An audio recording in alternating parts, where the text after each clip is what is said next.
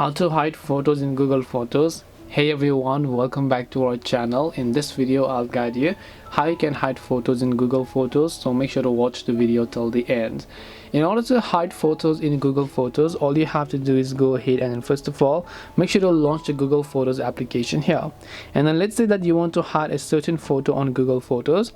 Long press on that photo or video and then scroll down to the right and you'll find move to locked folder. Tap on it and here you'll find a pop-up. If you haven't already, tap the move option and then that photo will get successfully moved to your locked folder. You can find that locked folder in this view section here, and then you will be able to go ahead and then open that locked folder over here.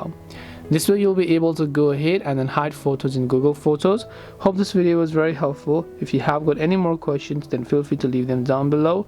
Thank you very much for watching till the end of this tutorial, and see you soon in the next video.